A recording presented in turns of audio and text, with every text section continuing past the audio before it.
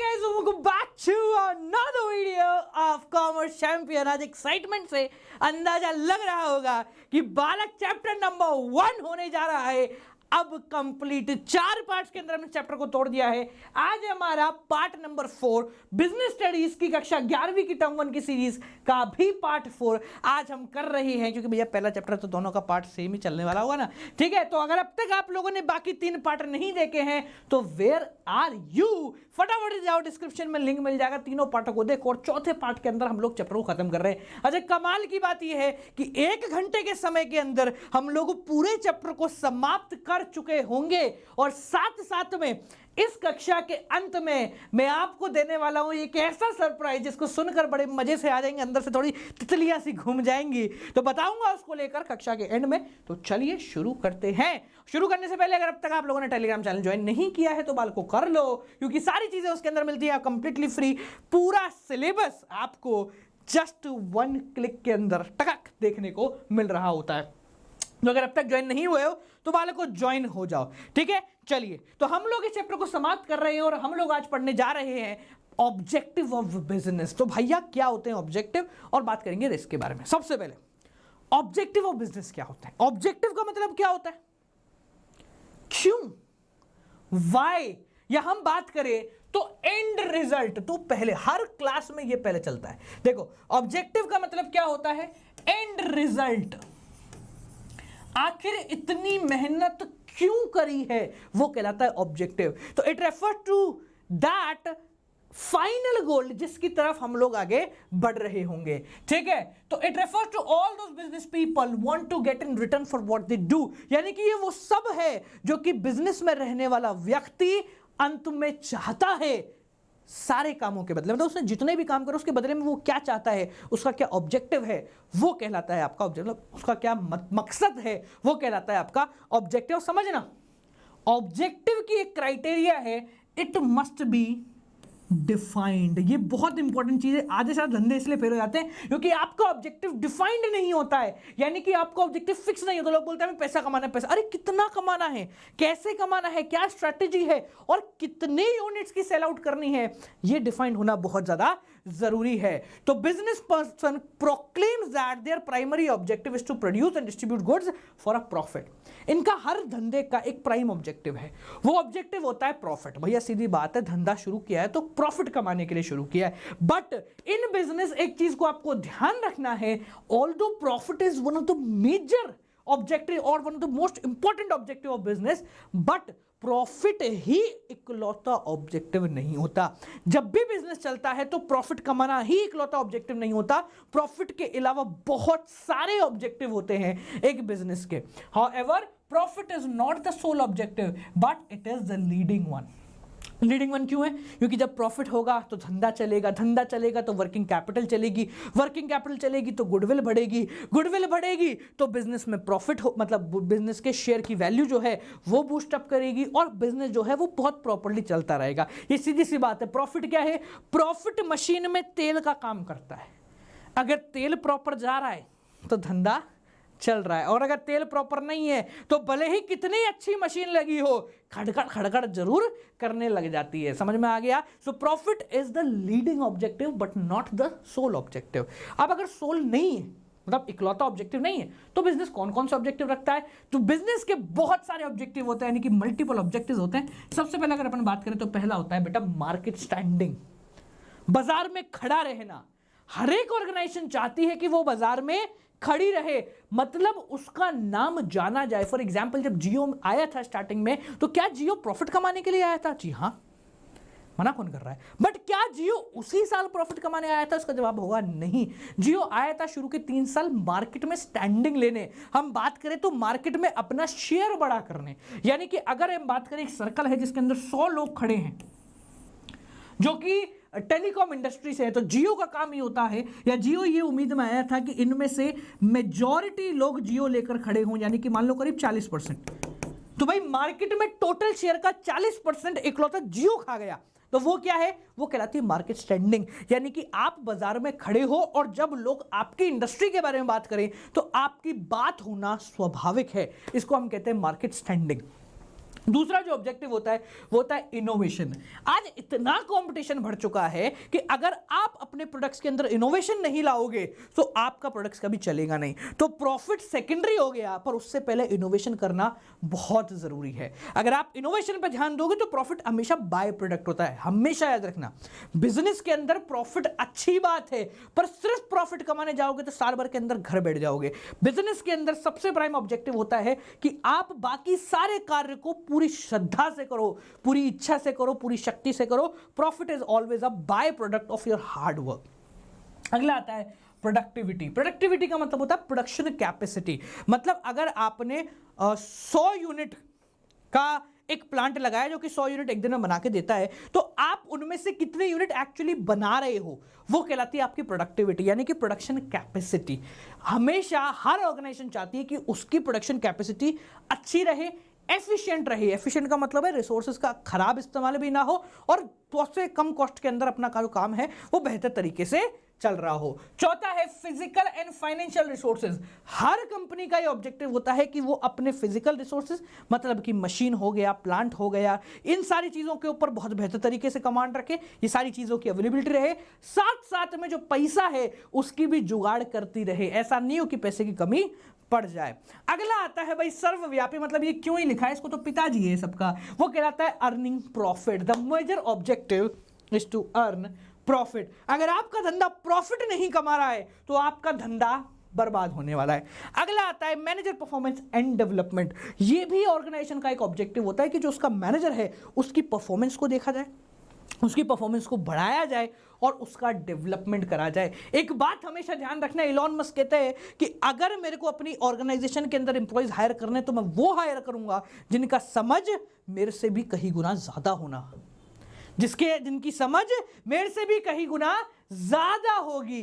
उनका यह मानना है कि ऐसे लोगों को हायर करो जो आपसे भी ज्यादा समझदार हो, जो आपसे भी ज्यादा नॉलेज रखते हो, तब जाके उनके साथ काम करने में आपको मजा आएगा। अगर गधों को हायर कर लिया तो क्या ही होगा। तो यहां पर मैनेजर की परफॉर्मेंस को बढ़ाना और उसका डेवलपमेंट करना बहुत जरूरी है। अगर नहीं करते हो तो ऑर्गेनाइजेशन खत्म चली जाती है। ठीक है, जैसे कुछ और लोग होते हैं मैनेजर को हायर करते हैं फिर उसको खुद को कंपीट करते हैं, यार इसको तो मेरे से ज्यादा आता है तो क्या बोले इसको निकाल दे वरना ये मालिक बन जाए। अरे वो मैनेजर है, मैनेजर खुद का काम करेगा, वो अपने काम में बेहतर है, वो मालिक नहीं है बालक।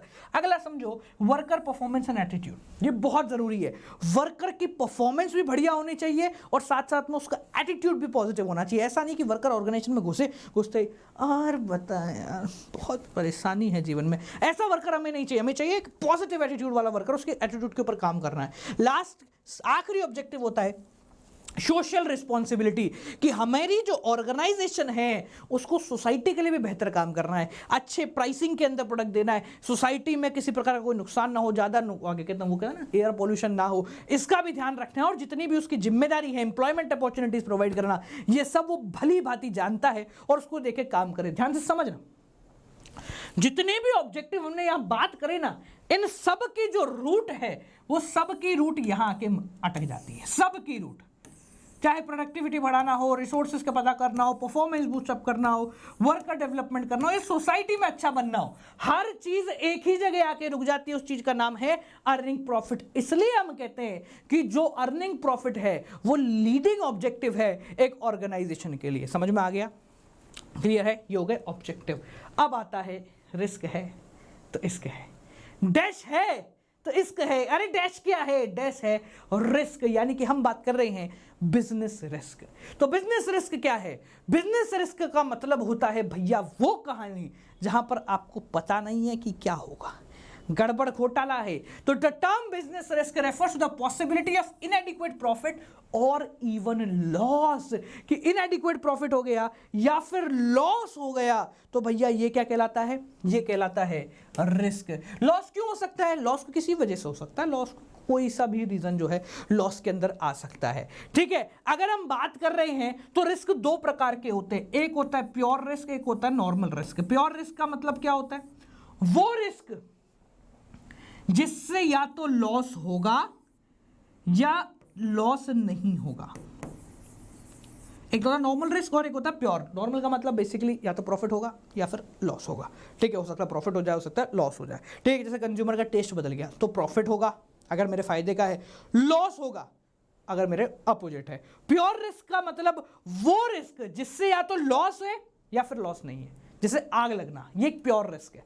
अगर आग लगी तो लॉस है, आग नहीं लगी तो लॉस नहीं है। प्रॉफिट का कोई मतलब, प्रॉफिट का तो क्या ही लड़ते रहे इससे, ठीक है ना, समझ में आ गया। तो प्योर रिस्क का मतलब वो रिस्क होता है जिससे या तो लॉस हो या लॉस नहीं हो, प्रॉफिट होने की कोई अपेक्षा नहीं होती। अब हम बात करें रिस्क का नेचर कैसा होता है, तो रिस्क क्या है, रिस्क क्यों होता है।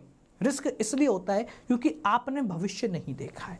रिस्क इसलिए होता है क्योंकि आपके सामने है अनसर्टेनिटीज। अनसर्टेनिटी का मतलब कि आप नॉन सर्टेन हो, आपको ये नहीं पता है कि भविष्य में क्या होने वाला है, कैसे होने वाला है, इसलिए आपका जो रिस्क है वो बढ़ जाता है। नेक्स्ट, रिस्क क्या है, risk is an essential part of every business. चाहे धंधा छोटा हो या धंधा बड़ा हो, चाहे धंधा छोटा हो या धंधा बड़ा हो, रिस्क तो होगा ही होगा। If there is no risk there is no इश्क।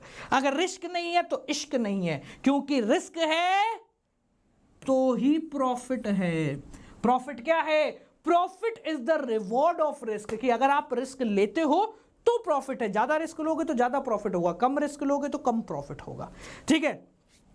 Degree of risk depends upon the nature and size of business, कि आपका बिजनेस का नेचर कैसा है, आपका बिजनेस कितना बड़ा है, ठीक है। फॉर एग्जांपल कपड़ों की इंडस्ट्री है तो उसमें रिस्क ज्यादा होता है, बोले इंस्टेंटली फैशन बदला और बोले रायता फैल गया, ये क्या है, हाई रिस्क हो गया, ठीक है। अगर आपका कार्य है फॉर एग्जांपल मान लो पानी का, तो रिस्क कंपैरेटिवली थोड़ा सा कम होगा। अगर आपकी और छोटी से छोटी दुकान है तो भैया 1000, 10,000, 50,000 का लॉस होगा। बहुत बड़ी फैक्ट्री है तो लाखों का लॉस होगा, ठीक है। तो रिस्क डिपेंड करता है कि आपकी ऑर्गेनाइजेशन का नेचर कैसा है, साइज कितना बड़ा है, इस पर बेसिकली आपका रिस्क डिपेंड करता है, ठीक है। कितने प्रकार के होते हैं, कौन कौन से, क्यों होता है भाई रिस्क, होता क्यों है, what are the causes of business risk. तो पहला है नेचुरल कॉजेज, आग लग गई, मतलब भूकंप आ गया, बाढ़ आ गई, ये सारे तुम्हारे क्या हो गए, नेचुरल कॉजेज। ह्यूमन कॉजेज, इच्छा नहीं कर रही, मतलब इच्छा ही नहीं कर रही, ये क्या हो गया, ह्यूमन कॉजेज हो गए कि भाई ह्यूमन का टेस्ट बदल गया, फैशन बदल गया, प्रेफरेंस बदल गई, ये क्या हो गया, ह्यूमन कॉज हो गया कि भैया आज से ये नहीं जाना है, नहीं जाना तो मतलब नहीं जाना है, ये क्या हो गया, ह्यूमन कॉजेज। तीसरा इकोनॉमिक कॉजेज, जीडीपी हो गया, फॉरेन ट्रेड पॉलिसी हो गई, और मतलब जितनी भी वो होते हैं ना जो बड़ी बड़ी कहानी, टैक्स रेट में बदलाव आ गया, ठीक है, जीएसटी नया इंप्लीमेंट हो गया, जीएसटी की रेट बढ़ गई, ठीक है, बाहर से एक्सपोर्ट्स मतलब सामान इंपोर्ट कर रहे हो तो उसके ऊपर जो एक्साइज ड्यूटी है वो बढ़ गई, तो ये सब क्या हो गया, इकोनॉमिक कॉजेज हो गया, ठीक है। बाहर से आने वाला टैक्स बढ़ गया तो यहाँ पर ऑटोमेटिकली आपकी कॉस्टिंग बढ़ जाएगी, कॉस्टिंग बढ़ी तो प्राइस क्या होगा, मतलब प्राइस उतना ही रहेगा, प्रॉफिट जो होगा वो कम हो जाएगा। और होते अदर फैक्टर, बहुत सारे फैक्टर होता है, पॉलिटिकल डिस्टर्बेंस हो गया, पॉलिटिकल मतलब मान लो मोदी जी बोल गए कि बोले ये वाला करो, लोकल से वोकल, लोकल को करो वोकल, तो क्या हो, जितनी भारी कंपनी है जो बाहर की है उन सब के एक बार को जो पसीने छूट गए, बोले फंसा डाला रे बाबा इसने, तो ये क्या हो गया, ये आपका अदर रिस्क के अंदर काउंट कर लिया जा रहा होगा। समझ में आ गया सबको, क्लियर है बाल को, इजी है, ठीक है। तो ये हमने चैप्टर नंबर 1 को कर दिया है समाप्त। कुछ बेसिक सी चीजें हैं जिसको आपको देखना है कि बिजनेस स्टार्ट करते समय आपको कौन कौन से फैक्टर्स जो है इनको ध्यान रखना है। तो ये बेसिक है तो इसमें अपन ज्यादा दिमाग नहीं लगा रहे होंगे, ठीक है जी। तो ये आपका जो चैप्टर है ये यहां पर हो गया है बालक समाप्त। चैप्टर नंबर 1 को हम लोगों ने यहां पर कर दिया है कंप्लीटली। एंड अगर अब तक आप लोगों ने इस चैप्टर को पूरा नहीं पढ़ा है तो बालक 4 वीडियो के अंदर हम लोगों ने इस चैप्टर को कर दिया है पूरा। ये जो टेलीग्राम चैनल है इसके अंदर ये चारों वीडियो आप लोगों को फ्री ऑफ कॉस्ट देखने को मिल जाएंगी। यूट्यूब पर सर्च करोगे वहां भी मिल जाएगी, पर उस पर बहुत सारी अलग अलग भी दिख जाएंगी तो तुम इधर उधर घूम जाओगे, इसका मुझे भरोसा है। अब जैसा कि मैंने स्टार्टिंग में बोला था कि मैं आपको अंत के अंदर दूंगा एक सरप्राइज, तो बालकों हम यहां पर आज अभी इसी वक्त आप सभी के सामने एक लॉन्चिंग करने जा रहे हैं। वो लॉन्चिंग कुछ इस प्रकार की होगी कि जैसे ही आप लोगों के बिजनेस हो, इको हो या अकाउंट्स हो, इनके चैप्टर खत्म होते हैं, हर चैप्टर के खत्म होने के बाद मैं आप लोगों को एक लाइव सेशन प्रोवाइड कराऊंगा जहां पर आप और मैं बैठेंगे, बिल्कुल लाइव करेंगे MCQ of that complete chapter, और वो भी कुछ इस प्रकार से जहां पर सारे बच्चे एक साथ एक ही MCQ को कर रहे होंगे और हवा में नहीं कर रहे होंगे। हर एक बच्चे की रैंकिंग भी चलेगी, हर एक बच्चे का टाइम भी नोट किया जाएगा और उसके हिसाब से ये देखा जाएगा कि आप इस चैप्टर को करने में कितने सक्षम हैं। तो बिजनेस स्टडीज का चैप्टर नंबर 1 के MCQ आज से 2 दिन बाद हम लोग यहां पर प्रोसीड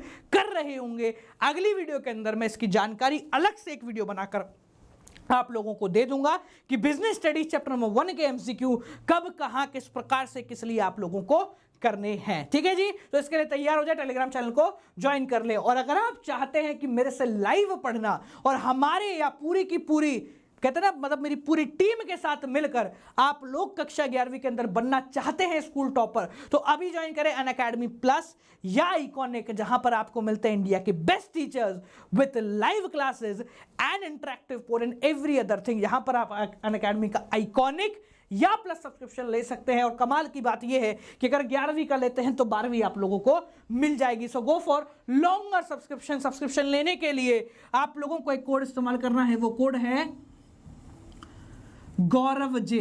जैसे ही आप इस कोड को अप्लाई करते हैं वैसे ही आप लोगों को 10% ऑफ मिलेगा और आप मेरी यानी कि इंडिया की सबसे बड़ी नो डाउट आर्मी के अंदर एनरोल होने के लिए एलिजिबल हो जाओगे, जहां पर हम लोग कक्षा 12वीं के हजारों बच्चों को तो हैंड होल्डिंग सपोर्ट प्रोवाइड करा ही रहे हैं। अब बारी है क्लास 11th के बच्चों को ये हैंड होल्डिंग सपोर्ट प्रोवाइड करने की। तो आपसे मिलते हैं बालकों अगली क्लास के साथ। Till then guys keep on watching. Chapter number 1 कर दिया खत्म, इसको शेयर कर देना, चारों की चारों वीडियोस को एक बार रिवाइज कर लो, क्योंकि जब हम एमसीक्यू कराएंगे तब देखते हैं कि कौन कितना पानी में है और कौन पानी से ऊपर निकल गया है। ठीक है, तो मिलते हैं आप लोगों से अगली वीडियो के साथ। Till then guys keep on watching, good night, bye bye, नमस्कार। मजे आ गया, चैप्टर नंबर 1 कंप्लीट हो गया। बात करेंगे अगले चैप्टर से। Till then guys keep on watching, good night, bye, नमस्कार। घर जाओ, सो जाओ।